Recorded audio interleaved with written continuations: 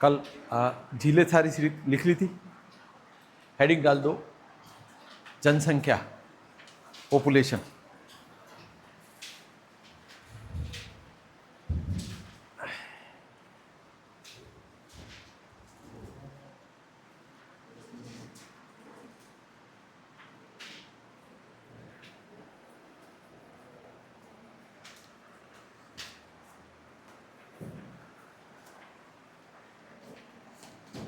ठीक है, एक बार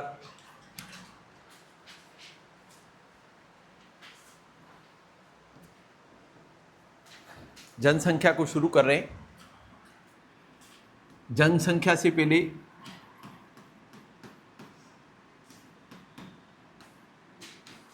जनगणना पर बात कर रहा हूं। जनगणना इंग्लिश में सेंसस। जनगणना को इंग्लिश में क्या कहते हैं? सेंसस। एक तो जनगणना संघ सूची का विषय। किसका विषय है? संघ सूची। यानी कि जनगणना का कार्य केंद्र सरकार करती। परीक्षा में आपसे क्वेश्चन पूछा जाए कि भारत में जनगणना का कार्य कौन सा मंत्रालय करता है, ऑप्शन दे रहा हूं 4, उत्तर देना है। नंबर 1 केंद्रीय गृह मंत्रालय, ऑप्शन नंबर 2 केंद्रीय सांख्यिकी मंत्रालय, ऑप्शन नंबर 3 केंद्रीय स्वास्थ्य एवं चिकित्सा मंत्रालय, और ऑप्शन नंबर 4 मानव संसाधन मंत्रालय। भारत में जनगणना का कार्य कौन सा मंत्रालय करता है? नाम तो सुना है जनगणना का कि नहीं? पहली बार सुना है? मेरे स्कूल में हो ना आप लोग तो मैं चाटे मार सकता हूं, लेकिन यहां नहीं मार सकता। जनगणना का नाम सुना है ना, अखबार में हर रोज आ रहा है। ठीक है, और 1 मई से शुरू हो रही स्वगणना। ठीक है, डांट नहीं रहा हूं, कह रहा हूं पढ़ना पड़ेगा। एक तो जनगणना संघ सूची का विषय है। भारत में जनगणना का कार्य केंद्रीय गृह मंत्रालय करता है, और केंद्रीय गृह मंत्रालय के अधीन कार्यरत जनगणना विभाग के द्वारा इसका कार्य किया जाता है। अब तक या भारत में पहली जनगणना 1872 1872, और 1872 में जब पहली जनगणना होती है तब भारत के गवर्नर जनरल होते हैं कौन? हिस्ट्री पढ़ी है?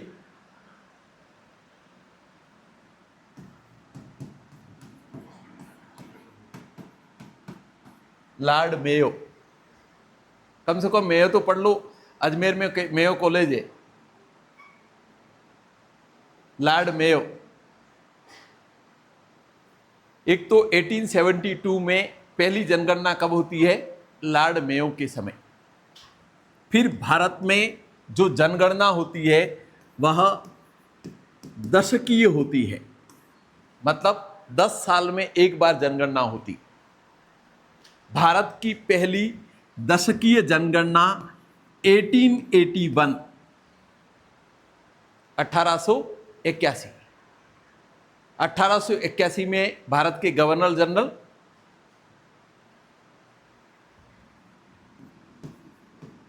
लॉर्ड रिपन, जिसको हम हिस्ट्री में सुधारवादी रिपन के नाम से भी जानते हैं। भारत में सती प्रथा और बहुत सारी जो बुराइयां होती है, उन बुराइयों को दूर करने का श्रेय अगर किसी गवर्नर जनरल को जाता है तो लॉर्ड रिपन को। और लॉर्ड रिपन को हम हिस्ट्री पढ़ते हैं तो उसको सुधारवादी रिपन के नाम से जानते हैं। भारत में बहुत सारी जितनी भी कुप्रथा है उनके खिलाफ कानून बनाने वाले गवर्नर जनरल के रूप में लॉर्ड रिपन को जाना जाता है। तो भारत में व्यवस्थित दशकीय जनगणना कब से प्रारंभ? 1881। वर्तमान जनगणना जिसके आंकड़े हमारे पास अवेलेबल है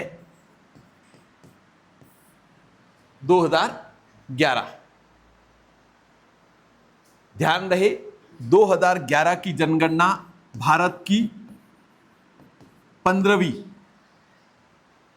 भारत की कौन सी 15वीं, स्वतंत्र भारत की 7वीं, 1947 के बाद 7वीं, और 21वीं शताब्दी की दूसरी जनगणना। वर्तमान जनगणना 2011, जिसके आंकड़े हम पढ़ने जा रहे हैं, भारत की 15वीं, स्वतंत्र भारत की 7वीं और 21वीं शताब्दी की दूसरी जनगणना। ध्यान रहे 2021 में होने वाली जनगणना वैश्विक महामारी कोरोना के कारण स्थगित कर दी जाती है। जो जनगणना 2011 के बाद 21 में होनी चाहिए थी, ठीक 10 साल बाद, वह वर्तमान में कब शुरू हो रही है? 1 मई 2026।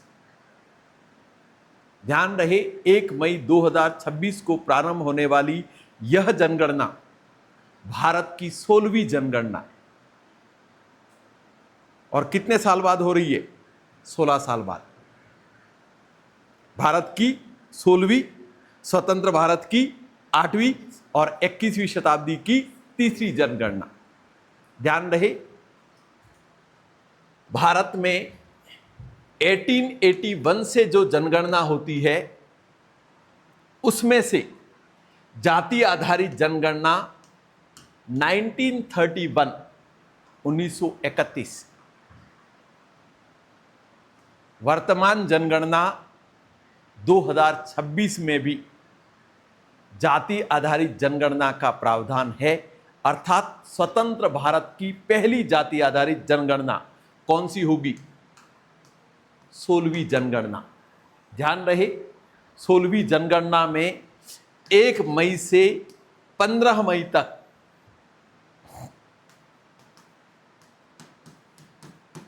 स्वगणना का कार्यक्रम है, यानी कि प्रत्येक व्यक्ति अपने मोबाइल में ऐप डाउनलोड करके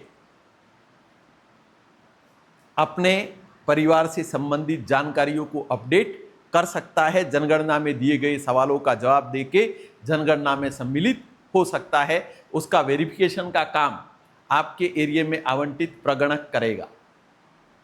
ध्यान रहे वर्तमान जनगणना 2026 भारत की पहली पूर्णतः डिजिटल जनगणना। भारत की पहली डिजिटल जनगणना पूछे तो कौन सी? 2026, जिसका शुभंकर लोगो क्या है? विकास और प्रगति। महिला प्रगणक को प्रगति का नाम दिया है और पुरुष प्रगणक को विकास और प्रगति। ध्यान रहे इस जनगणना में प्रत्येक भारतीय से संबंधित 34 सवाल है। कितने सवाल है? 34। और यह जनगणना भारत के लिए सामाजिक आर्थिक जनगणना के रूप में भी देखी जाती है, क्योंकि इसमें बहुत सारे सवाल आपकी सामाजिक और आर्थिक स्थिति से संबंधित भी पूछे जा रहे हैं। तो जनगणना के इतिहास को वापस रिपीट कर रहा हूं। जनगणना संघ सूची का विषय है। पॉलिटिकल साइंस का क्वेश्चन है, पूछ सकता है कि संघ सूची, राज्य सूची और समवर्ती सूची। संघ सूची के नियम केंद्र सरकार बनाती है, राज्य सूची के राज्य सरकार बनाती है, और समवर्ती सूची के राज्य और केंद्र दोनों बनाती है। लेकिन राज्य का कानून जब केंद्र के कानून को आरोपित करता है तो उसे निरसन मान लिया जाता है, हटा हुआ मान लिया जाता है। और इसलिए जब हम कितने भी एक्ट पढ़ते हैं, राइट टू एजुकेशन एक्ट, तो आईटी 2009 राजस्थान में कब? 1 अप्रैल 2010 से, क्योंकि राज्य सरकार के अपने स्थानीय परिस्थितियों के अनुरूप फॉलोअप में बनाती है। मतलब राज्य की कुछ विशेष आवश्यकताएं होती है और इसलिए केंद्रीय कानूनों में थोड़ा बहुत परिवर्तन करके अपने राज्यों के अनुरूप लागू करने का काम भी करती है। तो एक तो जनगणना संघ सूची का विषय, भारत में जनगणना का कार्य केंद्रीय गृह मंत्रालय के अधीन कार्यरत जनगणना विभाग के द्वारा किया जाता है। भारत की पहली जनगणना 1872 लॉर्ड मेयो के समय, भारत में व्यवस्थित दशकीय जनगणना 1881 लॉर्ड रिपन के समय, वर्तमान जनगणना 2011 भारत की 15वीं, स्वतंत्र भारत की 7वीं और 21वीं शताब्दी की दूसरी जनगणना है। ध्यान रहे, भारत की 16वीं जनगणना 2011 के बाद 1 मई 2026 से प्रारंभ। यह भारत की पहली डिजिटल जनगणना, स्वतंत्र भारत की 8वीं, भारत की 16वीं और 21वीं शताब्दी की तीसरी जनगणना है। यह जनगणना पहले चरण के रूप में 1 मई से लगाकर 15 मई तक स्वगणना के रूप में और 15 मई से लगाकर या 16 मई से लगाकर 20 जून तक मकान गणना के रूप में चलेगी। सेकेंड फेज में क्या होगा? मकान गणना, और मकान गणना के बाद फिर जनगणना का कार्य होगा। जनगणना का शुभंकर क्या है? विकास और प्रगति। महिला प्रगणक को प्रगति का नाम दिया है और पुरुष प्रगणक को विकास का नाम दिया। एक बार यहां तक लिख देता हूं और उसके बाद आगे बात करते हैं। लिखे, जनगणना।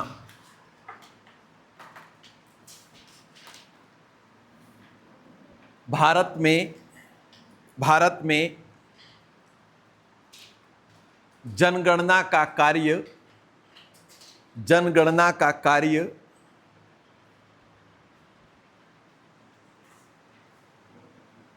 केंद्रीय गृह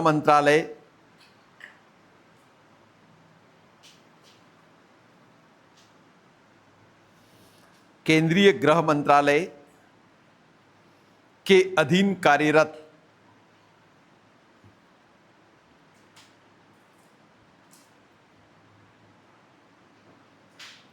केंद्रीय गृह मंत्रालय के अधीन कार्यरत जनगणना विभाग द्वारा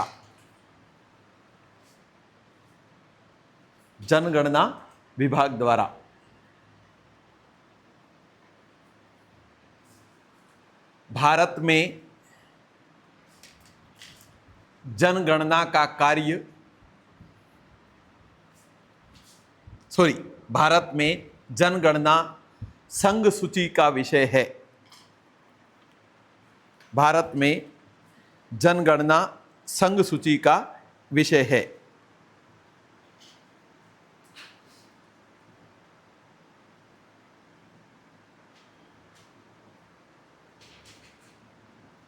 इसके बाद लिखें,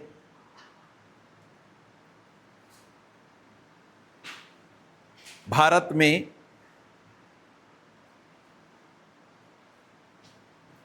पहली जनगणना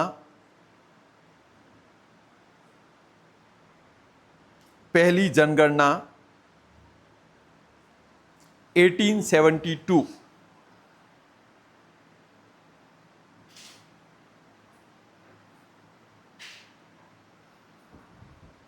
लॉर्ड मेयो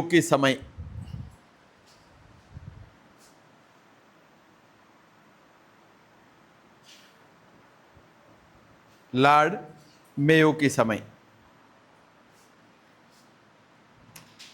इसके बाद लिखें, भारत में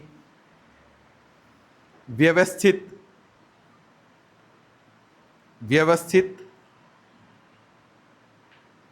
दशकीय जनगणना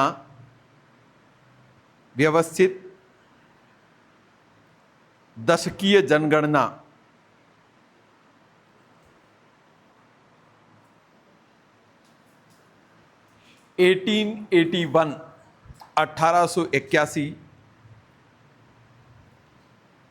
लॉर्ड रिपन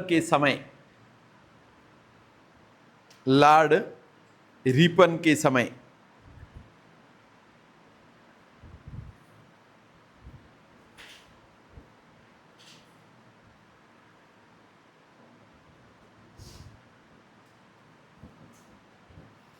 इसके बाद लिखें वर्तमान जनगणना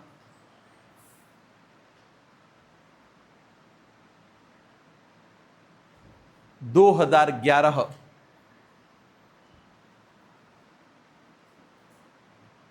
भारत की 15वीं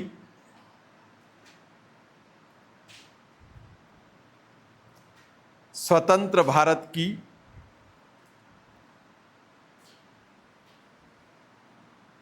7वीं एवं 21वीं शताब्दी की दूसरी जनगणना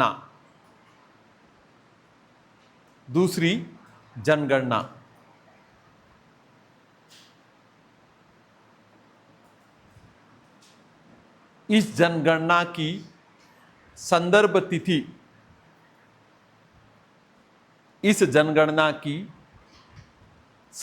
तिथि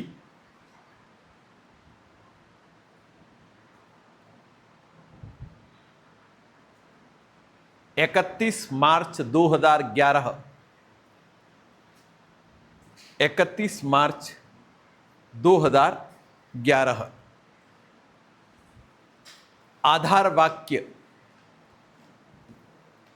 वाक्य टैगलाइन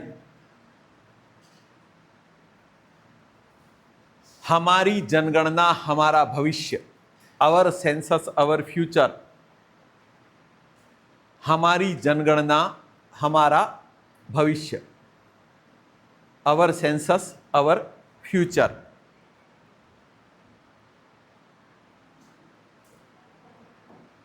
हमारी जनगणना हमारा भविष्य।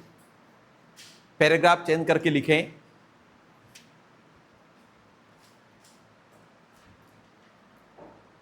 2021 में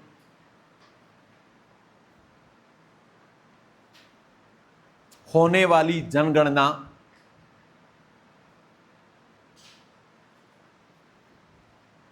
वैश्विक महामारी पेंडेमिक वैश्विक महामारी के कारण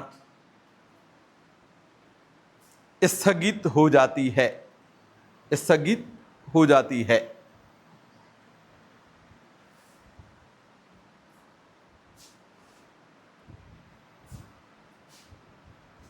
वर्तमान में भारत की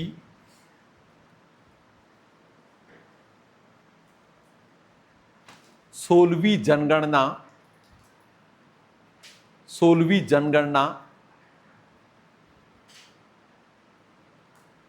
स्वतंत्र भारत की 8वीं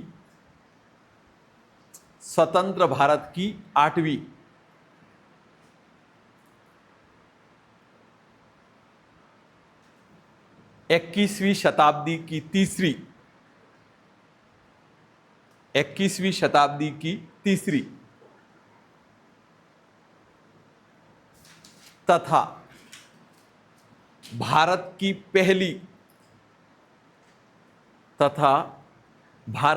पहली डिजिटल जनगणना। डिजिटल का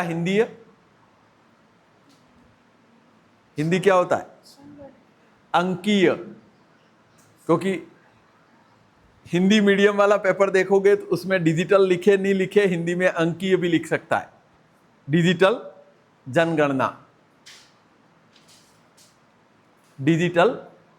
जनगणना वर्तमान जनगणना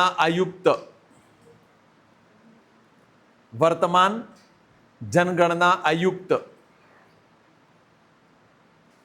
ये करंट में पूछ सकता है। वर्तमान जनगणना आयुक्त मृत्युंजय सिंह आईएएस अधिकारी है। मृत्युंजय सिंह जनगणना आयुक्त लिखा, सेंसस कमिश्नर मृत्युंजय सिंह।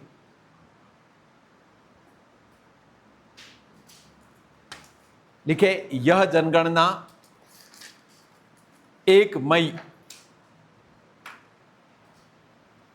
2026 स्वगणना से प्रारंभ। 1 मई 2026 स्वगणना से प्रारंभ।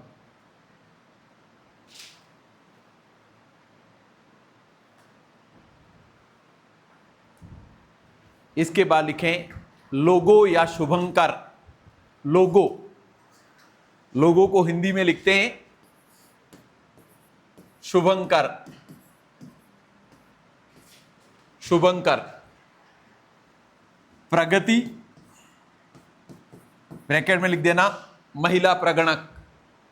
प्रगति महिला प्रगणक। लेडी कैलकुलेटर महिला प्रगणक। विकास पुरुष प्रगणक।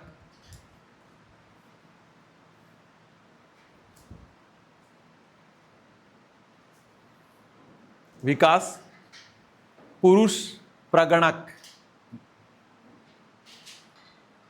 Man calculator. टैगलाइन, ये टैगलाइन साल भर पूछी जाएगी, साल क्या 10 साल तक पूछी जाएगी। ये जो लाइनें लिखवा रहा हूं ना, ये 10-12 साल तक अस्थायी है। जनगणना से जन कल्याण। Census to welfare.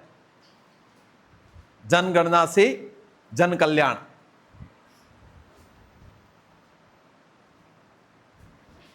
टैगलाइन पहले कौन सी थी? हमारी जनगणना हमारा भविष्य।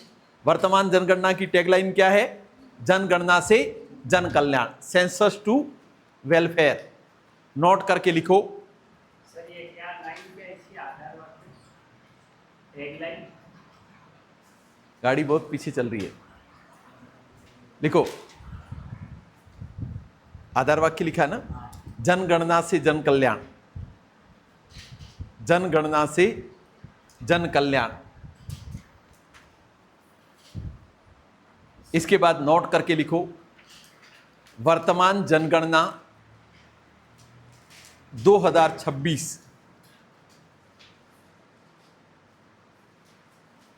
1931 के पश्चात की 1931 1931 के पश्चात की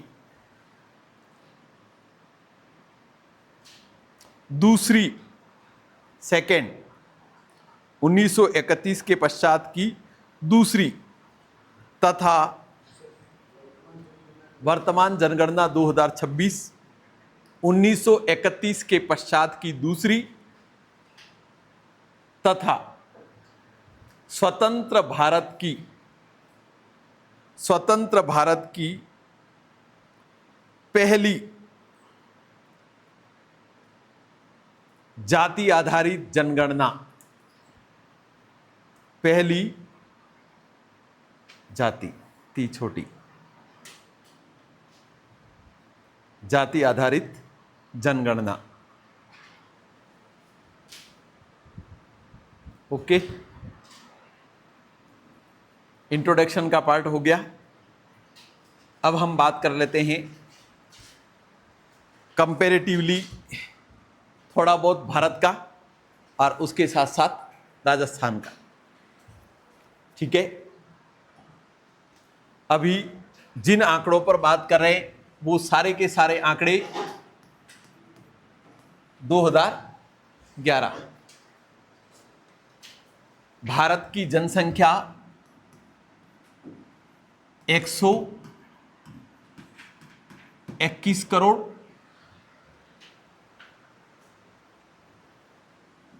विश्व की जनसंख्या का 17.5%। विश्व की पॉपुलेशन का कितना? 17.5%। यानी कि हम दावे के साथ अगर विश्व की जनसंख्या को एक लाइन में खड़ा कर दें और प्रत्येक व्यक्ति से पूछे तो प्रत्येक छठा व्यक्ति के मुंह से निकलेगा आई एम एन इंडियन। यानी कि विश्व की जनसंख्या में प्रत्येक छठा नागरिक क्या है? भारतीय। ध्यान रहे, भारत विश्व की जनसंख्या का 17.5% रखता है। भारत जनसंख्या की दृष्टि से चीन के पश्चात दूसरा बड़ा देश। नवीनतम आंकड़ों के अनुसार 2025 में 2023 में भारत चीन को पीछे छोड़कर जनसंख्या में पहले स्थान पर पहुंच गया है। विश्व जनसंख्या संभावना रिपोर्ट के अनुसार वर्तमान में, पूछे तो जवाब देना है, किताबों में चीन ही पहले नंबर पर है, लेकिन पूछे कि यूनाइटेड नेशन ऑर्गेनाइजेशन की विश्व जनसंख्या संभावना रिपोर्ट के अनुसार विश्व में सर्वाधिक आबादी वाला देश कौन सा है, तो भारत। यानी कि हम सीना तान के गा सकते हैं, सुनो गौर से दुनिया वालों, ठीक है, सबसे आगे होंगे हिंदुस्तानी। तो हमने किसी में आगे हुए नहीं हुए, हम जनसंख्या में विश्व के पहले नंबर पर पहुंच चुके। तो एक तो विश्व में सर्वाधिक आबादी, हम खुशकिस्मत है कि जनसंख्या हमारे यहाँ बढ़ रही है। यूरोपियन देश जनसंख्या बढ़ाने की नीतियां लागू कर करके थक चुके हैं। जापान जैसे देशों में जनसंख्या, क्योंकि है क्या, संसाधन क्या है, जनसंख्या ही तो है। डेवलपमेंट किस पर डिपेंड है, जनसंख्या। लेकिन हमारे पास जनसंख्या तो है, लेकिन वो मानव संसाधन के रूप में नहीं है। यानी कि जनसंख्या संसाधन तब बनेगी जब अच्छे से पढ़ी लिखी है, कौशलता युक्त है या कौशल युक्त है। हमारे यहाँ क्या है कि जनसंख्या बढ़ रही है लेकिन केवल जन के रूप में, ठीक है, सामान्य भाषा में कह सकते हैं पूछ विहीन मानव। तो एक तो 121 करोड़ विश्व की आबादी का 17.5%। विश्व भारत में जनसंख्या की दृष्टि से सबसे बड़ा राज्य उत्तर प्रदेश, दूसरे नंबर पर महाराष्ट्र, पहले नंबर पर उत्तर प्रदेश, दूसरे पर महाराष्ट्र। अगर विश्व में जनसंख्या की दृष्टि से बड़े देशों का क्रम देखें तो पहले नंबर पर चीन, दूसरे पर भारत, तीसरे पर अमेरिका, चौथे पर इंडोनेशिया, पांचवें पर ब्राजील, छठे पर पाकिस्तान। तो भारत का जनसंख्या की दृष्टि से सबसे बड़ा राज्य उत्तर प्रदेश, जिसकी आबादी पाकिस्तान से अधिक और ब्राजील से कम है। यानी कि अगर हम हमारे अकेले उत्तर प्रदेश को रख दें तो जनसंख्या की दृष्टि से विश्व के कौन से देश में आ जाएगा, 5वें नंबर पर। यदि उत्तर प्रदेश और महाराष्ट्र की आबादी को जोड़ दें तो यह अमेरिका की आबादी से भी अधिक आबादी, अमेरिका की आबादी से भी अधिक। ध्यान रहे 2001 में हमारी जनसंख्या 102 करोड़, 2011 में 121, लगभग 18.2 करोड़ की वृद्धि। यह 10 वर्षीय वृद्धि ब्राजील के समान है। ब्राजील की टोटल आबादी के बराबर हमारी 10 साल में जनसंख्या में बढ़ोतरी होती है। हम प्रतिवर्ष ऑस्ट्रेलिया के बराबर आबादी में बढ़ोतरी करते हैं। तो एक तो विश्व में जनसंख्या के संदर्भ में, वापस लाइन रिपीट कर रहा हूं, भारत की जनसंख्या 1.21 अरब या 121 करोड़, विश्व की आबादी का 17.5%, यानी कि प्रत्येक छठा नागरिक भारतीय है। इसके बाद भारत जनसंख्या की दृष्टि से विश्व का दूसरा, विश्व जनसंख्या संभावना रिपोर्ट के अनुसार वर्तमान में विश्व का सबसे बड़ा जनसंख्या रखने वाला देश भारत है। भारत में जनसंख्या की दृष्टि से सबसे बड़ा राज्य उत्तर प्रदेश, जिसकी आबादी पाकिस्तान से अधिक और ब्राजील से कम। यदि उत्तर प्रदेश एवं महाराष्ट्र की आबादी को जोड़ दिया जाए तो यह अमेरिका की आबादी से भी अधिक है। भारत में जनसंख्या की दृष्टि से सबसे छोटा राज्य कौन सा लिखवाया मैंने? सिक्किम। जनसंख्या की दृष्टि से सबसे छोटा राज्य कौन सा है? सिक्किम। इसके बाद राजस्थान की जनसंख्या 6.85 करोड़ या 6,85,48,437। राजस्थान की आबादी कितनी है? 6,85,48,437। भारत की आबादी का 5.66%। 2011 के आंकड़ों के अनुसार 8वें स्थान पर। 2 जून 2014 आंध्र से तेलंगाना अलग होने पर वर्तमान में कौन से स्थान पर? 7वें स्थान पर। राजस्थान में जनसंख्या की दृष्टि से 4 बड़े जिले।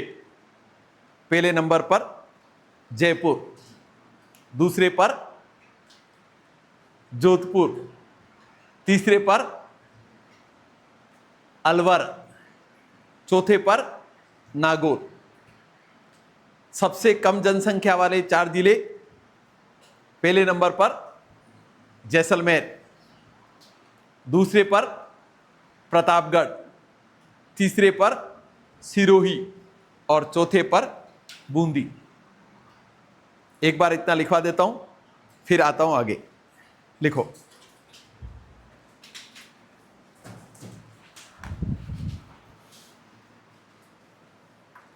लिखे भारत की जनसंख्या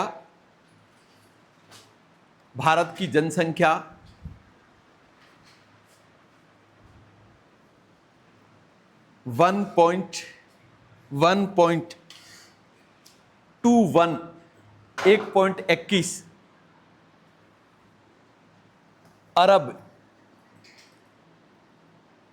या 121 करोड़।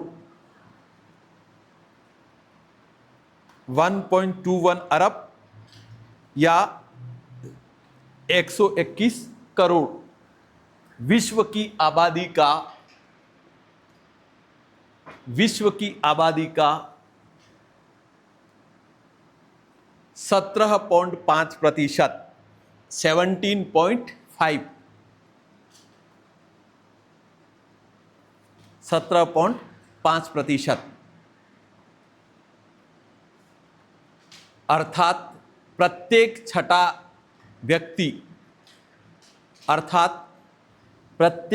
व्यक्ति भारतीय है। प्रत्येक छठा व्यक्ति भारतीय है।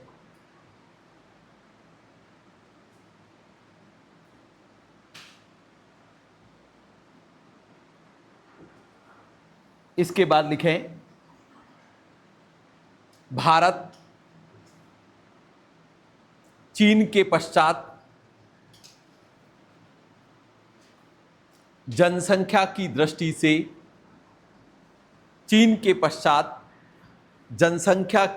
से विश्व का दूसरा बड़ा देश।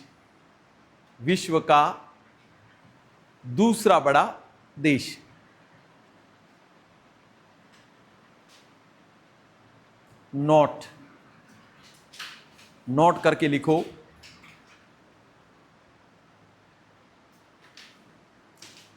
विश्व जनसंख्या संभावना रिपोर्ट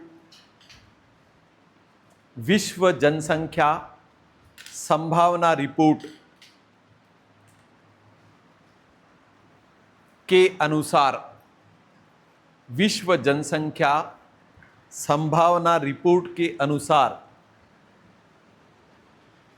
भारत वर्तमान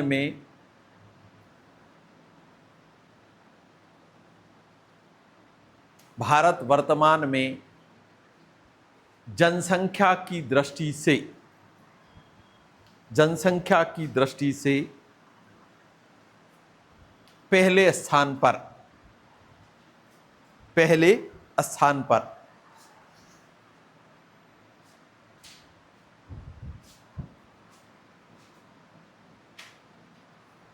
इसके बाद लिखें जनसंख्या की दृष्टि से सबसे बड़ा राज्य।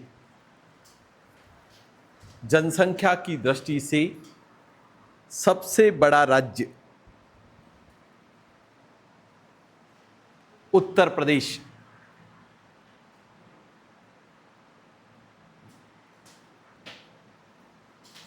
दूसरा स्थान महाराष्ट्र। दूसरा स्थान महाराष्ट्र।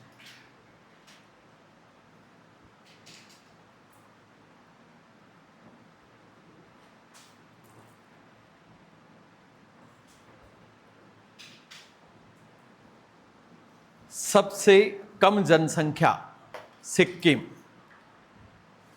लिस्ट पॉपुलेशन, सबसे कम जनसंख्या सिक्किम।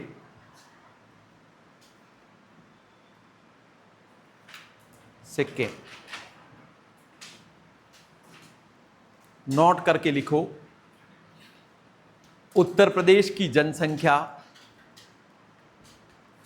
उत्तर प्रदेश की जनसंख्या पाकिस्तान से अधिक,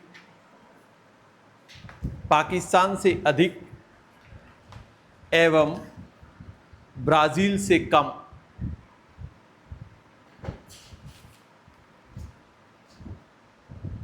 पाकिस्तान से अधिक एवं ब्राजील से कम। आगे लिखो। उत्तर प्रदेश एवं महाराष्ट्र की, उत्तर प्रदेश एवं महाराष्ट्र की सम्मिलित आबादी, सम्मिलित आबादी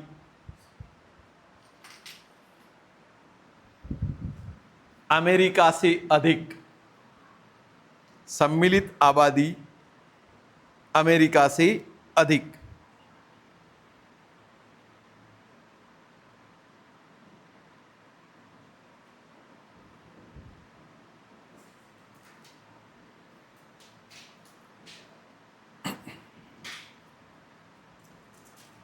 ओके, हेडिंग डाल दो। सॉरी, लिखो राजस्थान की जनसंख्या। पहले लिखवा देता हूं, उसके बाद नए टॉपिक पर बात करते हैं। राजस्थान की जनसंख्या 6 करोड़ 85 लाख, 6 करोड़ 85 लाख 48,437 437। 6 करोड़ 85 लाख 48,437 भारत की जनसंख्या का 5.66, भारत की जनसंख्या का 5.66%।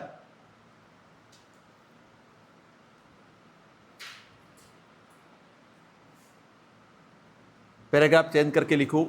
2011 की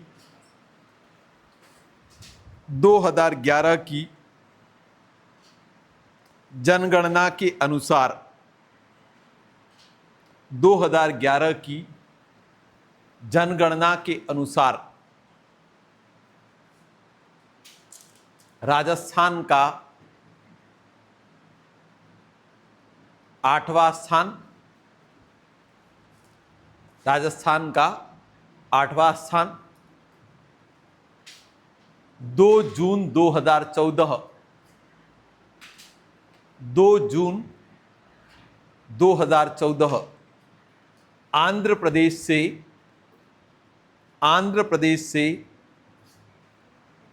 2 जून 2014 आंध्र प्रदेश से तेलंगाना अलग होने पर,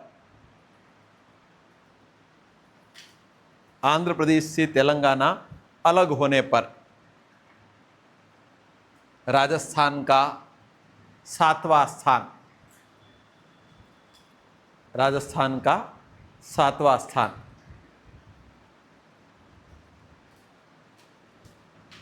इसके बाद लिखें राजस्थान में सर्वाधिक जनसंख्या वाले जिले, सर्वाधिक जनसंख्या वाले जिले।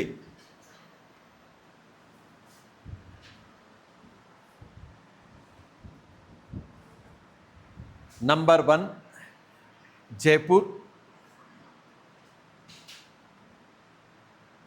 नंबर 2 जोधपुर,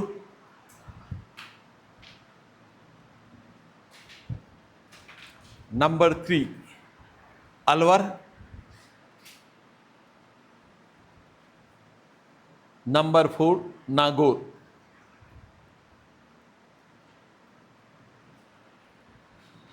सबसे कम जनसंख्या वाले जिले,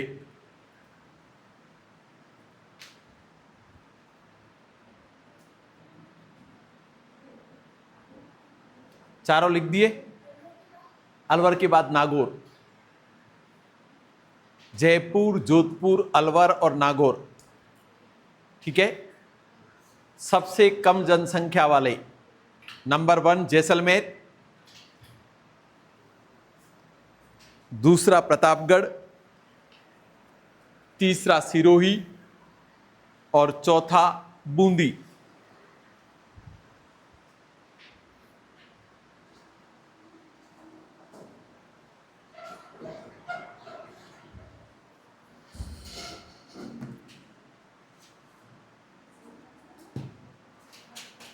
जैसलमेर, प्रतापगढ़, सिरोही और बूंदी लिख दिए चारों। अब देखो, एक कंसेप्ट समझाने की कोशिश कर रहा हूं क्योंकि प्रश्न पूछ सकता है। 12वीं की भूगोल की किताब में भारत की जनसंख्या में और राजस्थान के संदर्भ में इसको दिया हुआ है। ठीक है। बात कर रहा हूं मैं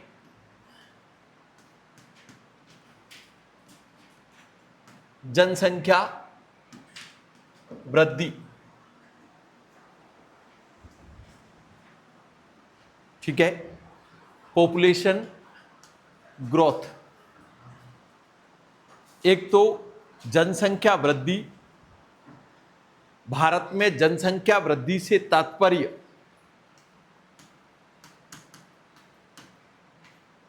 दशकीय वृद्धि, क्योंकि जनगणना कितने वर्ष में होती है? 10 वर्ष में। और इसलिए भारत में जनसंख्या वृद्धि को दशकीय वृद्धि दर के रूप में प्रदर्शित किया जाता है। किस में प्रदर्शित किया जाता है? दशकीय वृद्धि दर। और वृद्धि दर को सदैव प्रतिशत में अभिव्यक्त किया जाता है। और इसलिए वर्तमान जनसंख्या बटे पिछली जनसंख्या इंटू 100 वृद्धि दर जो है, तो एक तो दशकीय वृद्धि दर को किसमें अभिव्यक्त किया जाता है? प्रतिशत में। 2001 से 2011 के मध्य भारत की जनसंख्या वृद्धि दर 17.64, कितनी?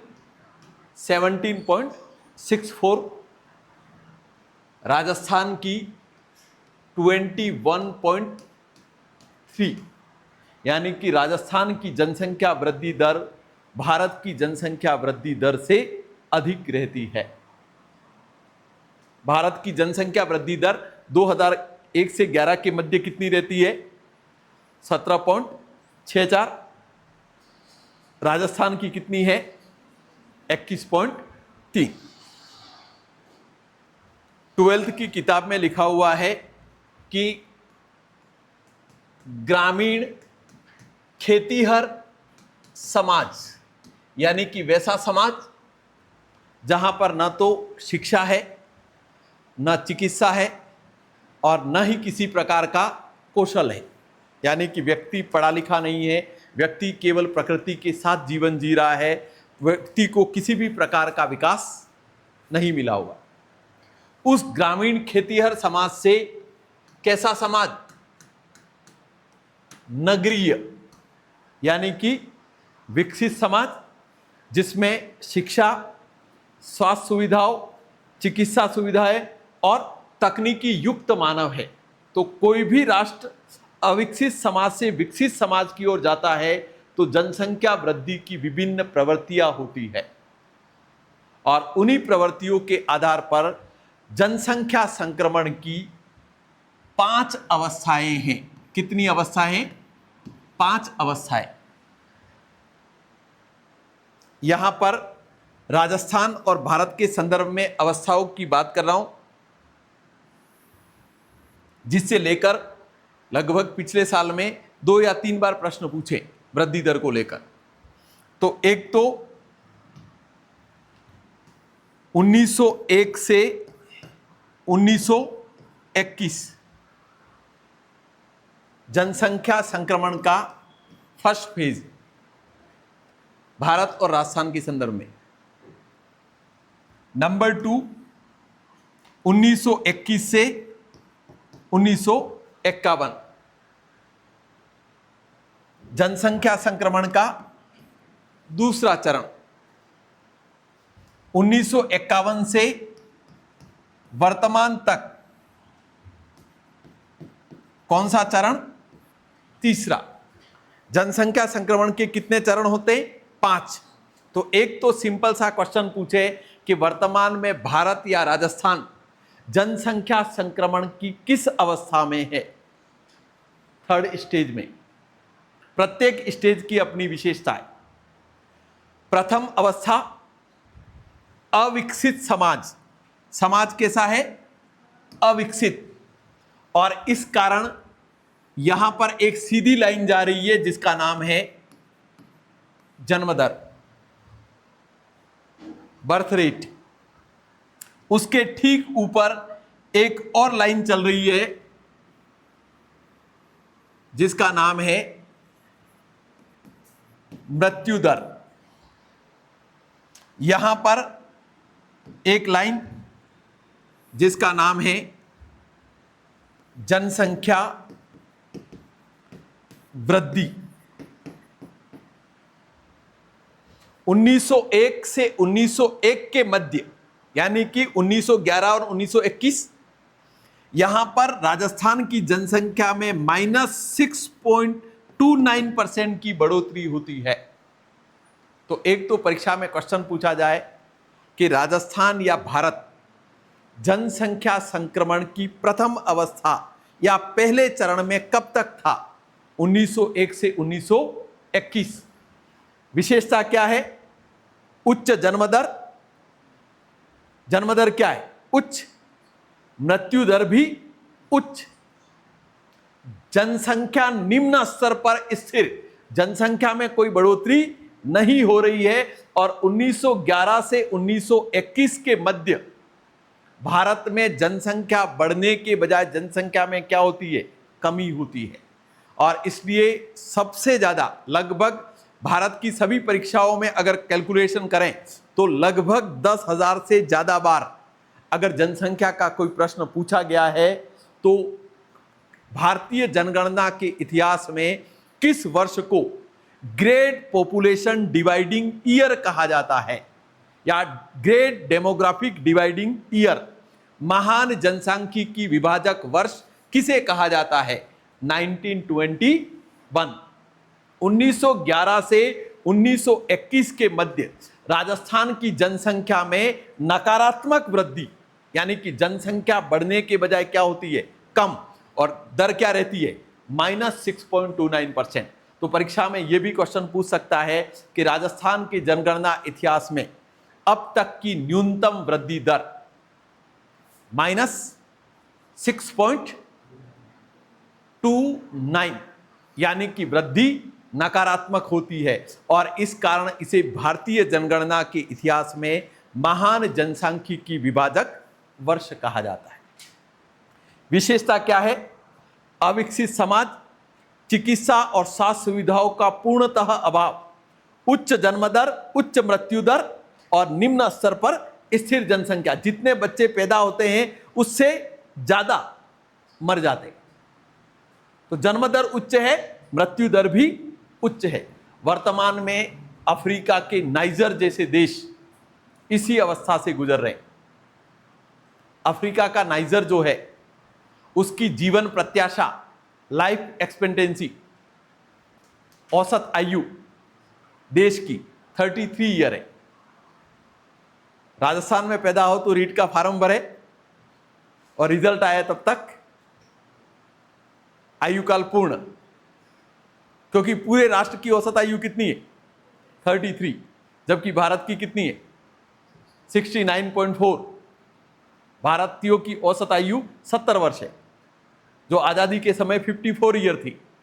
यानी कि हमने कहीं ना कहीं डेवलपमेंट किया है, जीवन प्रत्याशा में बढ़ोतरी हुई है। इसके बाद दूसरा चरण, अब दूसरे चरण की विशेषता देखो। जन्म दर अभी भी क्या है, उच्च। जन्म दर क्या है, उच्च। प्रारंभिक चिकित्सा और स्वास्थ्य सुविधाओं में बढ़ोतरी होती है, धीरे धीरे चिकित्सा और स्वास्थ्य सुविधाओं में बढ़ोतरी हो रही है, और इसलिए मृत्यु दर में धीरे धीरे क्या हो रही है, कमी। और इसलिए क्या होगा, धीरे धीरे जनसंख्या में बढ़ोतरी प्रारंभ। और 1951 के दशक में राजस्थान की जनसंख्या वृद्धि दर 26.2% पर पहुंच जाती है। 1951, 1947 में हम आजाद, ठीक है। अब 1951 से लगाकर वर्तमान तक का समय जनसंख्या संक्रमण की तीसरी अवस्था है। परीक्षा में क्वेश्चन पूछे कि भारत या राजस्थान में जनसंख्या संक्रमण की सबसे लंबी अवस्था है तीसरा चरण, 1951 से वर्तमान तक। ध्यान रहे, इसके 3 भाग कर देते हैं। कितने भाग करेंगे, 3। यहां पर 1981, यहां पर 2001 और यहां पर वर्तमान। तो तीसरे चरण का पहला भाग, तीसरे चरण के पहले भाग में क्या होता है कि पूर्व अनुभवों के कारण, आजादी से पहले का अनुभव क्या था कि किसी के 10 संतानें पैदा हुई तो जिनकी नेचुरल इम्यूनिटी अच्छी है वो तो जिंदा रहेगा, और जिनकी नेचुरल इम्यूनिटी खराब है वो पूरा का पूरा परिवार क्या है, मृत्यु को प्राप्त हो जाता है। तो पूर्व अनुभवों के कारण जन्म दर अभी भी क्या है, उच्च। लेकिन स्वतंत्रता के पश्चात जैसे ही स्वास्थ्य और चिकित्सा सुविधाओं में बढ़ोतरी होती है, मृत्यु दर अचानक क्या हो जाती है, मृत्यु दर में अचानक क्या होगी, गिरावट। और इसलिए जनसंख्या क्या होगी, इस लाइन को क्रॉस कर जाएगी। और 1981 में राजस्थान की जनसंख्या वृद्धि दर 32.97, राजस्थान के जनगणना इतिहास में अब तक की सर्वाधिक वृद्धि दर 32.97। ये क्वेश्चन स्कूल लेक्चरर और कॉलेज लेक्चरर दोनों में पूछा गया। क्यों? क्योंकि अब तक की सर्वाधिक वृद्धि दर 1971 से 1981 के दशक में कितनी, 32.97। तो परीक्षा में क्वेश्चन पूछ सकता है कि राजस्थान के जनगणना इतिहास में किस दशक को जनसंख्या विस्फोट का दशक कहा जाता है, 1971 से 81। अब धीरे धीरे क्या हो गया कि जैसे ही चिकित्सा और स्वास्थ्य सुविधाओं में बढ़ोतरी हुई, भारत ने जनसंख्या नियंत्रण से संबंधित कानून बनाने भी प्रारंभ किए, तो लोगों को यह विश्वास हो गया कि नहीं, अब अगर कम संतानें भी पैदा होगी तो वो अपने आयु काल को पूर्ण करेगी। और इसलिए धीरे धीरे जनसंख्या में अब क्या हो रहा है, जन्म दर में भी धीरे धीरे क्या होगी, कमी। जन्म दर में भी धीरे धीरे क्या हो रही है, कमी। मृत्यु दर में भी धीरे धीरे क्या हो रही है, कमी। और इसलिए जनसंख्या बढ़ तो रही है लेकिन बढ़ोतरी घटती दर से। 1981 में 32.97 रहती है, 1991 में राजस्थान की जनसंख्या वृद्धि 28.44 पहुंच जाती है। 2001 में हमारी जनसंख्या वृद्धि दर 28.41, तो 2011 में हमारी जनसंख्या वृद्धि दर 21.3 हो जाती है। यानी कि लगभग हम दशकीय वृद्धि दर की बात करें तो 2 के आसपास आ चुके। यानी कि कहीं न कहीं हमारी जनसंख्या नीति 2000 का उद्देश्य हम दो हमारे दो लागू होने वाला है। और अगर कोई भी राष्ट्र निम्न जन्म दर, निम्न मृत्यु दर और उच्च स्तर पर स्थिर जनसंख्या की अवस्था को प्राप्त कर जाता है तो वह राष्ट्र जनसंख्या संक्रमण के चतुर्थ चरण में प्रवेश कर जाता है और यही जनसंख्या के इतिहास का आदर्श अवस्था मानी जाती है। मतलब जन्म दर भी बराबर, मृत्यु दर भी बराबर और जनसंख्या में ना तो कोई बढ़ोतरी हो रही है ना जनसंख्या में कमी हो रही है। भारत सरकार ये आशा कर रही है कि 2030 तक भारत जनसंख्या संक्रमण के तीसरे चरण को पार कर किस में पहुंच जाएगा? चतुर्थ चरण में। तो वर्तमान में तीसरे चरण के अंतिम दौर में गुजर रहा है। मतलब जनसंख्या वृद्धि दर वार्षिक रूप से देखें तो भारत में तो 2% वार्षिक से कम आ चुकी है। क्यों? क्योंकि 17.64 है दशकीय और धीरे धीरे अब जनसंख्या वृद्धि दर जो है वो हमारी पहुंच में आ रही है, यानी कि हम दो हमारे दो की नीति को लगभग लागू किया जा चुका है। ध्यान रहे, जब कोई राष्ट्र जनसंख्या संक्रमण के चौथे चरण को बनाने में सक्षम नहीं होता है तो वो जनसंख्या संक्रमण के 5वें चरण में पहुंच जाता है। 5वां चरण सबसे खराब है। निम्न जन्म दर। जन्म दर क्या है? बिल्कुल कम। प्राकृतिक मृत्यु दर अधिक, क्योंकि जो बूढ़े हो गए वो तो मरेंगे ना, उनको कोई थोड़ी रोक सकता है। तो जन्म दर तो क्या है? न्यून। प्राकृतिक मृत्यु दर अधिक। जनसंख्या बढ़ने के बजाय जनसंख्या में क्या होती है? कमी। और यह जनसंख्या संक्रमण का 5वां चरण है। यूरोप, रूस और जापान अधिकांश देश वर्तमान में जनसंख्या संक्रमण के 5वें चरण में पहुंचने के कारण जनसंख्या बढ़ोतरी के नियम लागू कर रही है। और इसलिए रूसी प्रधानमंत्री व्लादिमीर पुतिन बार बार आके जनता को संबोधित करते कहते हैं कि अगर आप बच्चे पैदा करो तो सरकार आपको सवैतनिक अवकाश देने के लिए तैयार है। और जनसंख्या बढ़ोतरी के लिए उन्होंने एक पुरस्कार घोषित कर रखा है, राष्ट्रीय लेनिन मदर पुरस्कार। यानी कि जो व्यक्ति जनसंख्या को बढ़ोतरी करने में सपोर्ट करता है उसे राष्ट्रीय स्तर पर सम्मानित किया जाता है। भारत में भी जनसंख्या संक्रमण के 5वें चरण में पारसी समुदाय पहुंच चुका है। पारसियों को बढ़ावा देने के लिए भारत सरकार ने भी जनसंख्या बढ़ोतरी की नीति लागू की है, जिसका नाम है जियो पारसी योजना। पारसी जो लोग हैं उनको शादी के लिए मोटिवेट करने के लिए सूरत और मुंबई में काउंसलिंग सेंटर चलाती है सरकार। विवाह करने पर उनको अनुदान देती है, क्योंकि पारसियों में औसत विवाह की आयु लगभग 40 वर्ष पहुंच चुकी है और 40 वर्ष के बाद जो फर्टिलिटी रेट है वो समाप्त हो जाती है। और इसलिए 2001 से 2011 के मध्य पारसियों की आबादी 90,000 से गिरकर मात्र 45,000 रह जाती है। जबकि भारत में इंटरप्रेन्योर कौन है? टाटा, डाबर, ये सारे के सारे कौन से? पारसी व्यवसायी। और इसलिए एक तरफ भारत में सरकारी कर्मचारी 2 से ज्यादा संतान पैदा कर दे तो वार्षिक वेतन वृद्धि रोक ली जाती है, दूसरी तरफ पारसी लोगों को जनसंख्या बढ़ावा देने के लिए सरकार अनुदान दे रही। और ये सारी की सारी चीजें जो है वो हमारे एनसीईआरटी में लिखी हुई। आरएस मेंस में तो पूछा भी गया है कि जनसंख्या संक्रमण की प्रवृत्तियों पर लेख लिखिए। ये आपके काम का ज्यादा नहीं है, लेकिन जो जो मैं प्रश्न बता रहा हूं वो प्रश्न जरूर अभी तक पूछे जा चुके। एक तो 1921 जनसंख्या वृद्धि दर राजस्थान की कितनी? -6.29%। अब तक के राजस्थान के जनगणना इतिहास में सबसे कम। 1921 के वर्ष को भारत का महान जनसांख्यिकी विभाजक वर्ष कहा जाता है। 1951 में राजस्थान की जनसंख्या वृद्धि दर कितनी? 26.2। अब तक की सर्वाधिक कब? 1981। कितनी? 32.97। परीक्षा में पूछे कि राजस्थान के जनगणना इतिहास में जनसंख्या विस्फोट का दशक है तो 1971 से 1981। फिर 1990, तो परीक्षा में यह भी पूछ सकता है कि राजस्थान में जनसंख्या वृद्धि दर घटती दर से कब प्रारंभ होती है? 1991 से। 1991 में कितनी?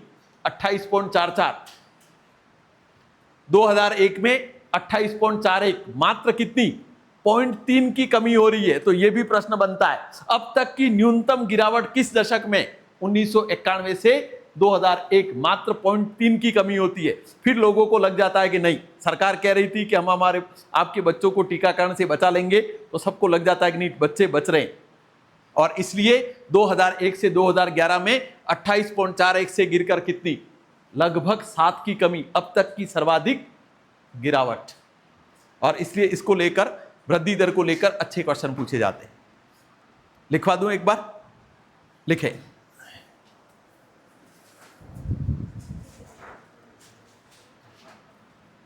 लिखे, जनसंख्या वृद्धि, हेडिंग डाल दो, जनसंख्या वृद्धि। भारत में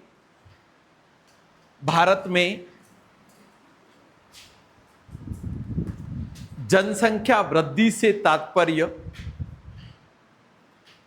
भारत में जनसंख्या वृद्धि से तात्पर्य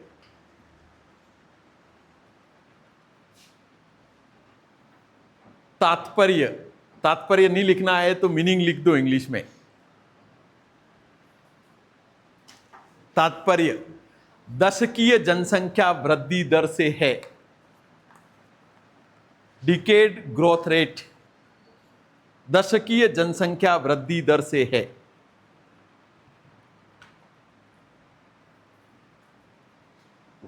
दशकीय जनसंख्या वृद्धि दर से है।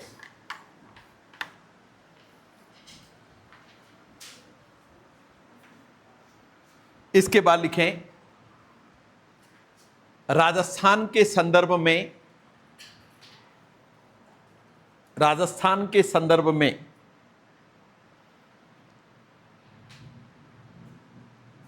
जनसंख्या वृद्धि की अवस्थाएं, राजस्थान के संदर्भ में जनसंख्या वृद्धि की अवस्थाएं, नंबर 1, फर्स्ट फेज, प्रथम अवस्था, पहली अवस्था 1901 से 1921, 1901 से 1921, उच्च जन्म दर, 1901 से 1921 लिखा, उच्च जन्म दर, उच्च मृत्यु दर, उच्च जन्म दर, उच्च मृत्यु दर, निम्न स्तर पर, निम्न स्तर पर स्थिर जनसंख्या, निम्न स्तर पर स्थिर जनसंख्या, जनसंख्या में बढ़ोतरी के बजाय कमी, जनसंख्या में बढ़ोतरी के बजाय कमी।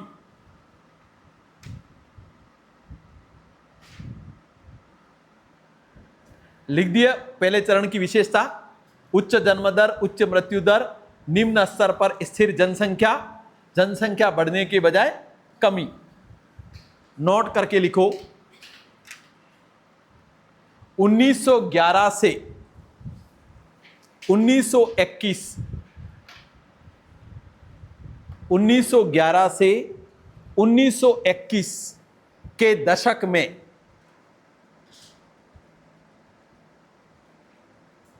वृद्धि दर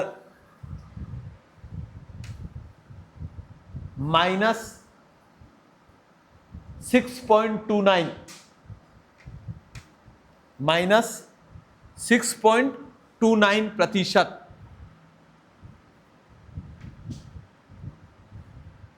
अब तक की सबसे कम, अब तक की सबसे कम। इस कारण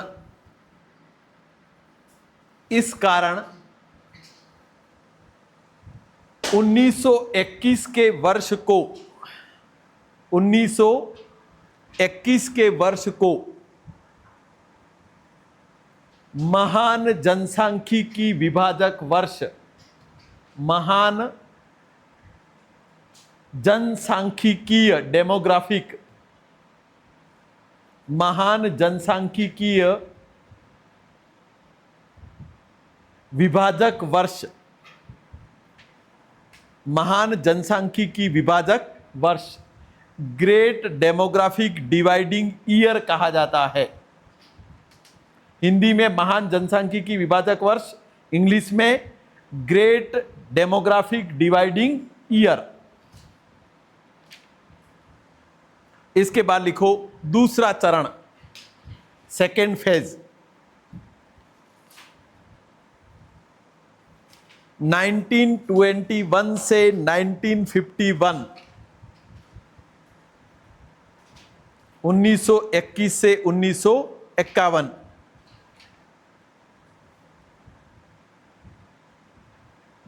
उच्च जन्म दर,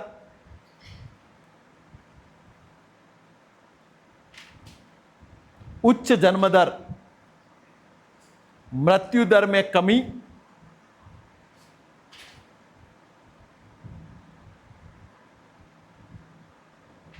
जनसंख्या बढ़ोतरी प्रारंभ, जनसंख्या बढ़ोतरी प्रारंभ,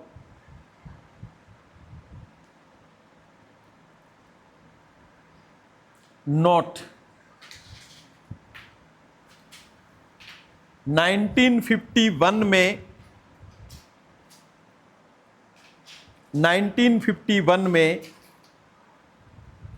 राजस्थान की वृद्धि दर 26.02, 26.02%।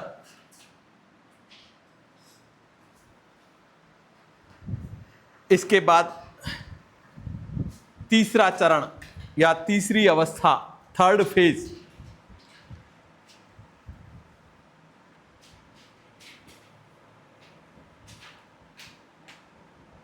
1951 से वर्तमान तक, 1951 से वर्तमान तक जनसंख्या संक्रमण की सबसे लंबी अवस्था, जनसंख्या संक्रमण की सबसे लंबी अवस्था,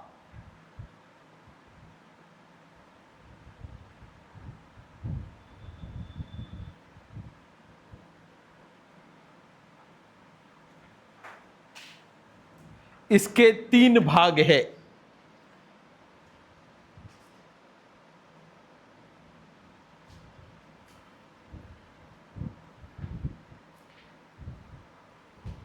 ए बी सी में लिख देना। ए, तीसरे चरण का पहला भाग लिख रहे हैं ए 1951 से 1981, 1951 से 1981। लिखें उच्च जन्म दर, उच्च जन्म दर, मृत्यु दर में अचानक गिरावट, मृत्यु दर में अचानक गिरावट,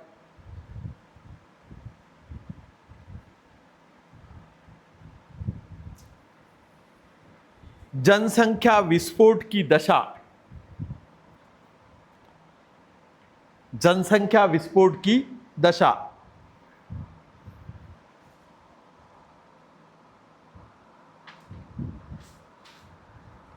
नोट करके लिखो।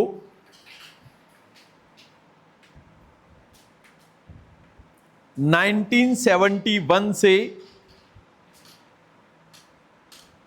1971 से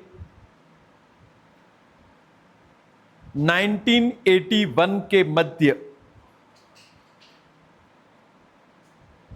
1971 से 1981 के मध्य वृद्धि दर,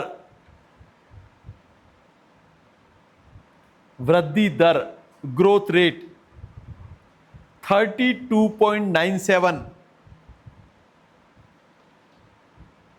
32.97 अब तक की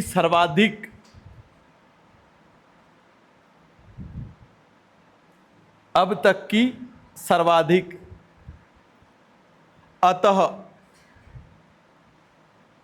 इस दशक को जनसंख्या विस्फोट का दशक कहा जाता है। जनसंख्या विस्फोट का दशक कहा जाता है।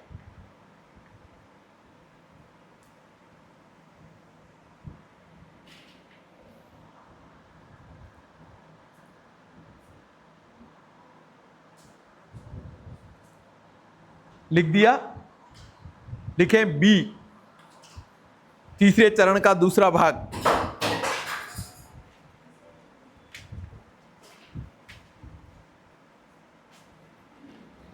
नाइनटीन 1981 से 2001, 1981 से 2001, 2001 लिखें। मृत्यु दर के साथ जन्म दर में भी कमी, जनसंख्या वृद्धि घटती दर से,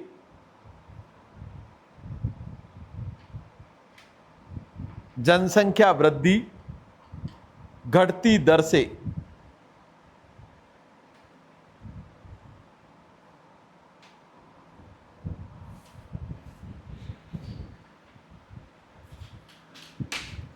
नोट करके लिखो।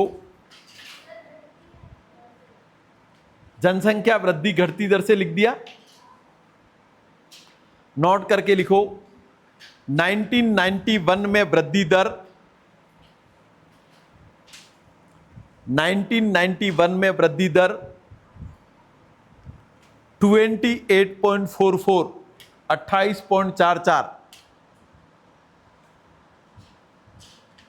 तथा 2001 में 28.41 अब तक की सबसे कम गिरावट, 28.44 से घटकर 28.41 अब तक की सबसे कम गिरावट। इसके बाद लास्ट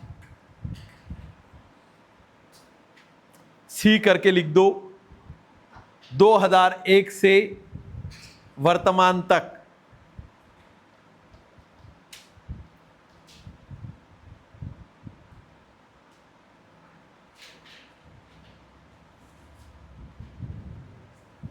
लिखें।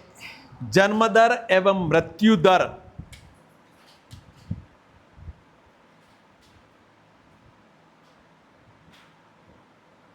दोनों में लगातार कमी,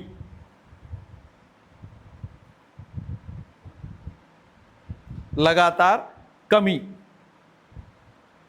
2030 तक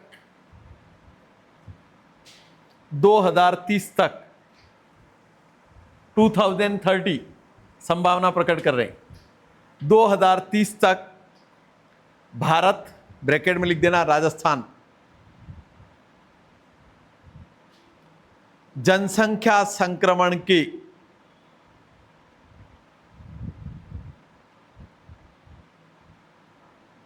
तीसरे चरण को पार कर जाएगा। जनसंख्या संक्रमण के तीसरे चरण को पार कर जाएगा।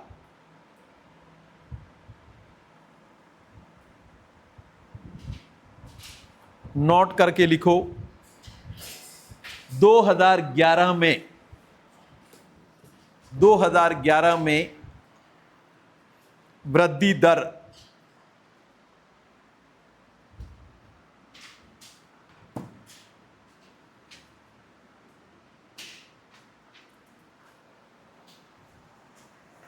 21.3, 21.3। ओके, आपसे जितने भी मैंने नोट करके लिखवाए ये सारे प्रश्न अभी तक पूछे जा चुके हैं और पूछ भी सकता है कि जनगणना महान जनसांख्यिकी की विवादक वर्ष कौन सा है, 1921। नकारात्मक गिरावट कब होती है, तो 1911 से 1921। इसके बाद स्वतंत्रता के पश्चात भारत की जनसंख्या वृद्धि दर या राजस्थान की कितनी रहती है, 26.2। इसके बाद अब तक की सर्वाधिक वृद्धि दर कब है, 1981, 32.97। इसके बाद घटती दर से कब प्रारंभ होती है, 1991 से 28.44, फिर 28.41 और वर्तमान में 21.3। ओके, हेडिंग डाल दो, ग्रामीण एवं नगरीय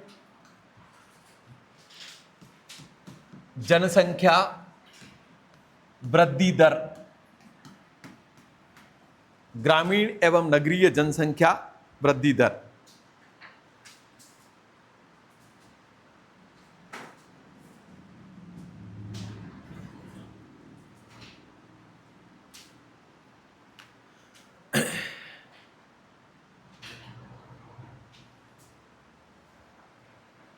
ठीक है, ये प्रश्न अब जाते जाते, क्योंकि लंबे समय तक राजस्थान में सर्वाधिक जनसंख्या वाले जिले कौन से हैं, सबसे कम जनसंख्या वाले, ये प्रश्न रिपीट करते करते आरपीएससी और अधीनस्थ सेवाचयन बोर्ड थक चुका है और इसलिए अब नए प्रश्न ढूंढने के चक्कर में इस प्रकार के प्रश्न अभी पिछले साल में पूछे गए।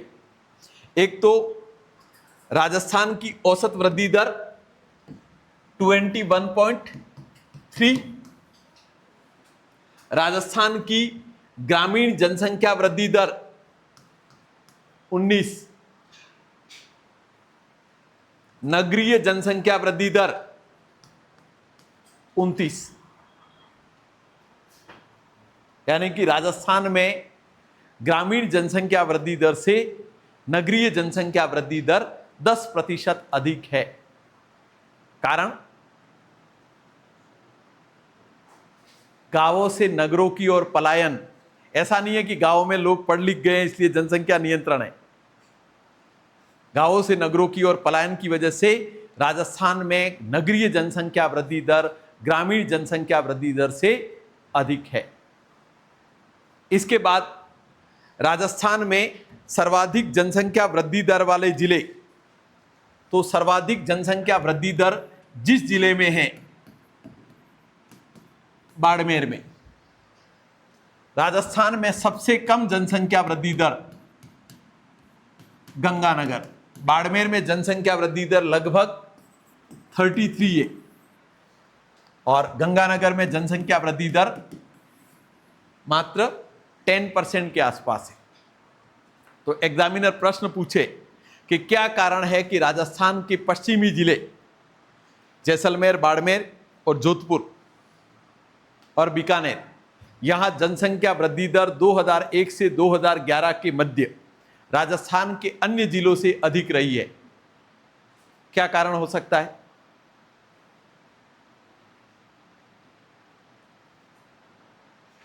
जनसंख्या बढ़ोतरी के कोई तो कारण होंगे। कारण है राजनीतिक। सरकारें समय समय पर पाकिस्तान से आए हुए हिंदू शरणार्थियों को नागरिकता प्रदान करती है और उसकी वजह से राजस्थान के अंतर्राष्ट्रीय सीमा वाले जिलों में जनसंख्या में अचानक बढ़ोतरी हो जाती। तो पश्चिमी राजस्थान में जैसलमेर, बाड़मेर, बीकानेर, जोधपुर वाला जो एरिया है, वहां पर पाकिस्तान में सामाजिक संबंध भी है और वहां से हिंदू आबादी यहां यात्रा के नाम पर आते के शरणार्थियों के रूप में रहती है और समय समय पर सरकार चुनाव के समय इन्हें भारत की नागरिकता प्रदान कर देती है। नागरिकता संशोधन अधिनियम आया ना, उसमें लिखा हुआ है कि किसी भी पड़ोसी देश की अल्पसंख्यक आबादी को हम क्या देंगे? नागरिकता। पाकिस्तान में अल्पसंख्यक कौन है? हिंदू। बांग्लादेश में अल्पसंख्यक कौन है? हिंदू। और इसलिए वहां से आने वाले हिंदुओं को नागरिकता देने का प्रावधान कर दिया गया। और इसलिए राजस्थान के पश्चिमी जिलों में जनसंख्या वृद्धि दर अन्य जिलों की अपेक्षा क्या है? अधिक। फिर परीक्षा में क्वेश्चन पूछा जाए कि ग्रामीण जनसंख्या वृद्धि दर कितनी है? 19। राजस्थान में नगरीय जनसंख्या वृद्धि दर कितनी है? 29, यानी कि लगभग 10% का अंतर है।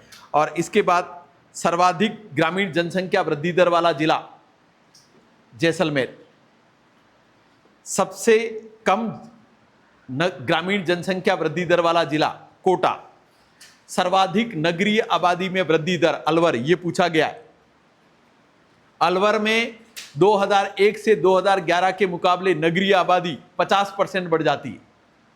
नगरीय आबादी बढ़ने के पीछे भी कारण राजनीतिक है। आपके वहां कोई कस्बा था, सरकार ने उठा को इसको नगरपालिका बना दिया, तो क्या हो जाएगी? आबादी नगरीय कहलाएगी ना।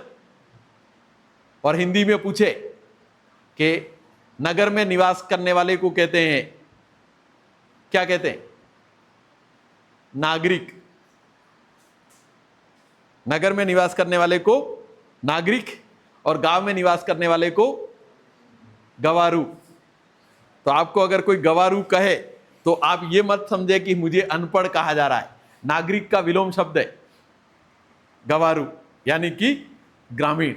हम तो क्या उसको गाली के रूप में लेते हैं कि मुझे गवारू क्यों बोल दिया, लेकिन हिंदी की डिक्शनरी में जाओगे तो नागरिक का विलोम शब्द क्या है? गवारू। इसके बाद राजस्थान में न्यूनतम नगरीय आबादी में बढ़ोतरी डूंगरपुर।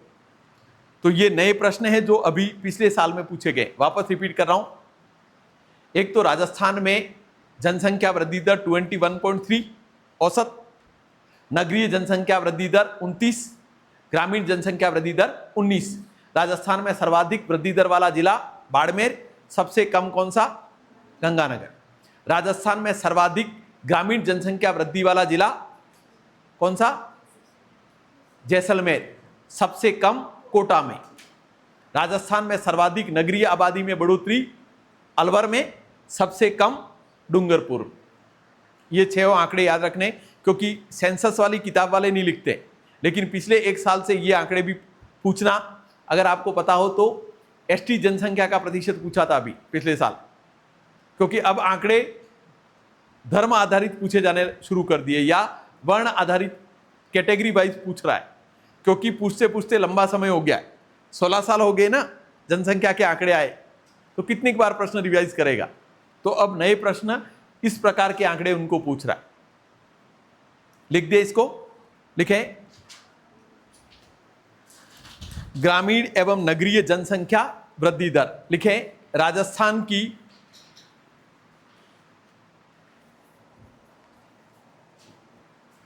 ग्रामीण वृद्धि दर,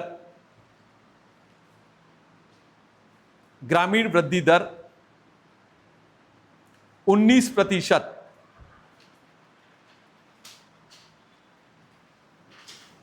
नगरीय वृद्धि दर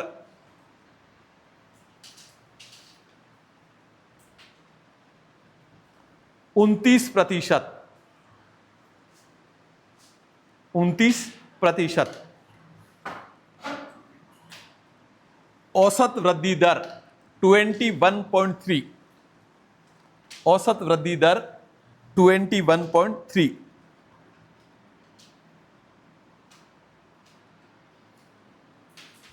इसके बाद लिखें सर्वाधिक वृद्धि दर वाले जिले।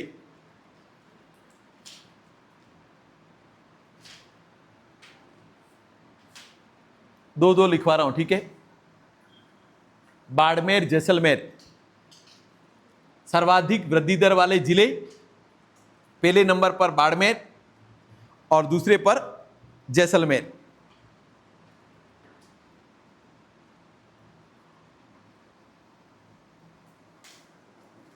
सबसे कम वृद्धि दर वाले जिले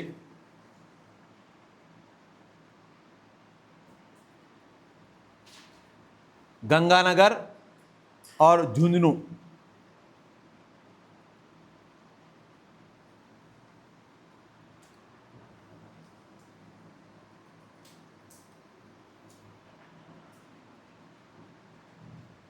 इसके बाद लिखें सर्वाधिक ग्रामीण जनसंख्या वृद्धि दर।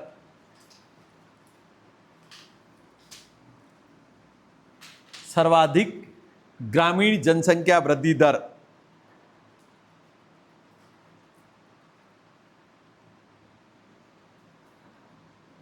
पहले नंबर पर जैसलमेर, दूसरे पर बाड़मेर।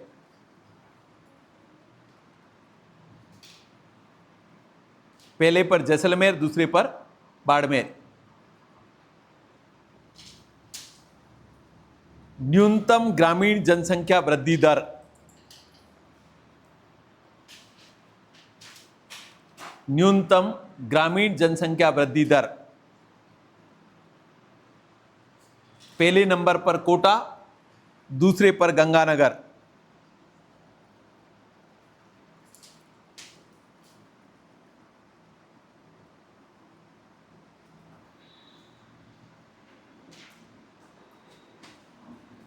इसके बाद सर्वाधिक कोटा और गंगानगर लिख दिया।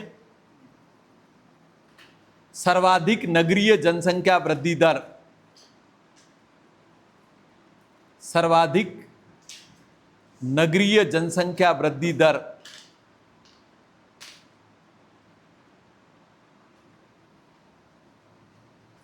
अलवर और दौसा।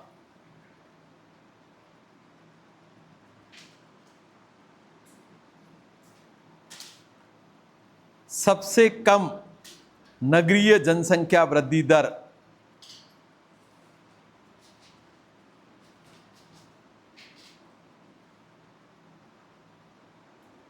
डूंगरपुर और बांसवाड़ा।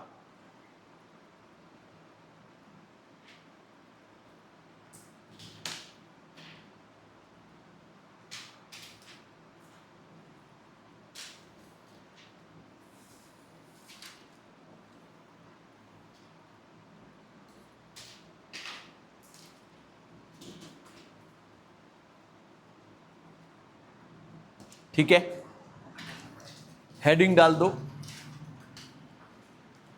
ग्रामीण एवं नगरीय जनसंख्या। ग्रामीण एवं नगरीय जनसंख्या।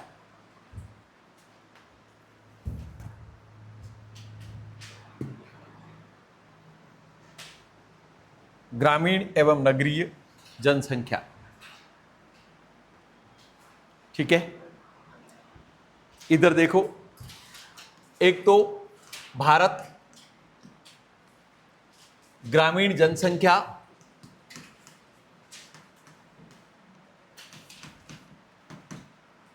68.8, यानी कि हम भारत के संदर्भ में निबंध लिखते वक्त कहते हैं कि भारत की 70% आबादी गांवों में रहती है। अब नहीं है, पहली बार आंकड़ा चेंज हो गया है। भारत में 68.8% पॉपुलेशन कहाँ रहती है? गांवों में। बची कितनी? 31.2% पॉपुलेशन कहाँ रहती है? नगरों में। यानी कि भारत में पहली बार 30% से अधिक आबादी नगरों में शिफ्ट हुई है। राजस्थान ग्रामीण आबादी प्रतिशत 75.1, यानी कि 3/4, 3/4। नगरीय कितनी? 24.9। एक तो 75.1% कहाँ, कौन सी आबादी? ग्रामीण। 24.9% नगरीय आबादी, यानी कि राजस्थान की लगभग 3/4 आबादी गांवों में और 1/4 आबादी नगरों में निवास करती है। इसके बाद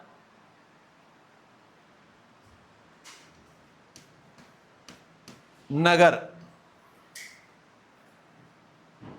नगर की परिभाषा किसे कहते हैं? नगर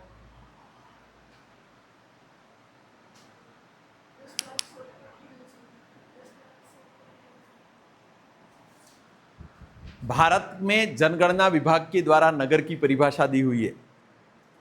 जनसंख्या 5000 से अधिक, जनघनत्व 400 व्यक्ति प्रति वर्ग किलोमीटर से अधिक और पुरुष कार्यशील जनसंख्या का more than 75% non agriculture activity या गैर कृषिगत कार्यों में संलग्न होना अनिवार्य है। मतलब गांवों में जनसंख्या 5000 से अधिक हो सकती है, पॉपुलेशन डेंसिटी भी मोर देन 400 हो सकती है, लेकिन अधिकांश लोग किस में संलग्न होते हैं? कृषि कार्यों। गैर कृषिगत कार्यों में संलग्न है तो वो क्या कहलाएगा? नगर। और इसलिए राजस्थान का सबसे बड़ा नगर जयपुर, राजस्थान का सबसे छोटा नगर बोरखेड़ा बांसवाड़ा, माही की कॉलोनी है, वहां सारे के सारे सर्विस क्लास है, और इसलिए राज्य का सबसे छोटा नगर कौन सा है? बोरखेड़ा बांसवाड़ा। राज्य का पहला नगर कौन सा? माउंट आबू, पहले ही पढ़ा चुका हूं। राज्य की पहली नगर पालिका, पढ़ते पढ़ते पीछे वाला भूलना नहीं है। राज्य का पहला नगर 1835 में नगर पालिका के रूप में माउंट आबू। राज्य का सबसे बड़ा नगर जयपुर। ध्यान रहे, राजस्थान में सर्वाधिक नगरीय और ग्रामीण आबादी जयपुर में। नगरीय आबादी में भी पहला स्थान जयपुर, ग्रामीण आबादी में भी पहला स्थान किसका? राजस्थान में सबसे कम नगरीय आबादी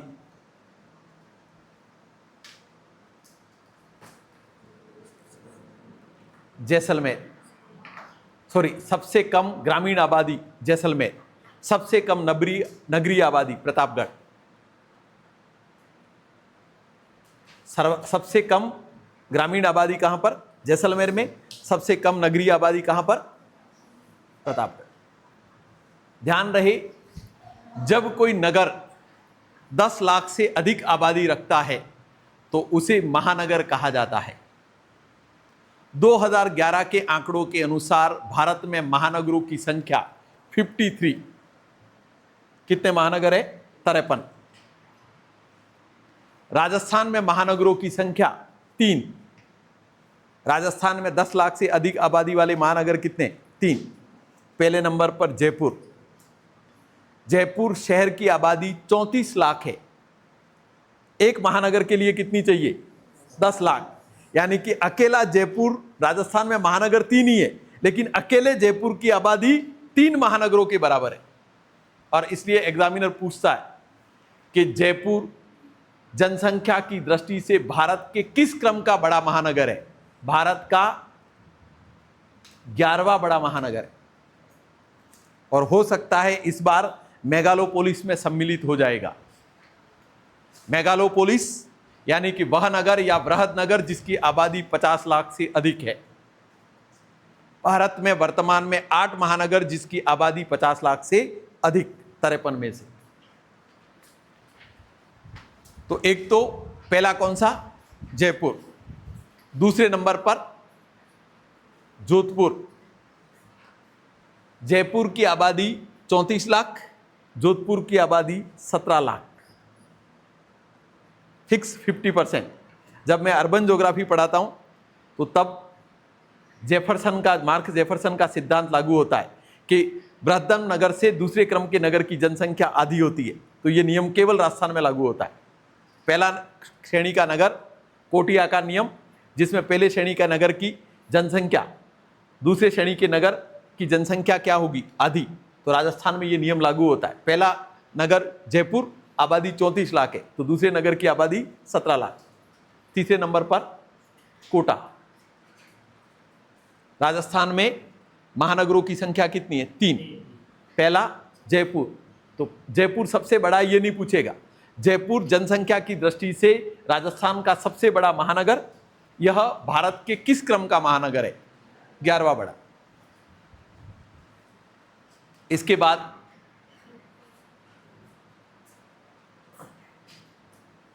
राजस्थान में गैरिसन नगर। अभी पिछले साल पूछा कॉलेज लेक्चरर के पेपर में कि राजस्थान का गैरिसन नगर है? ये अभी भी पूछ सकता है। गैरिसन नगर, सुरक्षा की दृष्टि से बसाए गए नगर को गैरिसन नगर कहा जाता है। राजस्थान का एकमात्र गैरिसन नगर नसीराबाद, अजमेर, सैनिक छावनी नगर। ध्यान रहे, वर्तमान सरकार ने कैंटोनमेंट को भंग कर दिया है। अब कोई भी छावनी नगर नहीं रहा है वहां पर। क्यों? क्योंकि नरेगा जैसी और लोक कल्याणकारी योजनाएं वहां पर लागू करना कठिन होता है, और इसलिए वर्तमान गृह मंत्री अमित शाह ने घोषणा करके कैंटोनमेंट को समाप्त कर दिया। क्योंकि ग्रामीण क्षेत्रों में वहां पर भी लोग गरीब तो है ना, कैंटोनमेंट में निवास कर रहे, तो क्या हुआ?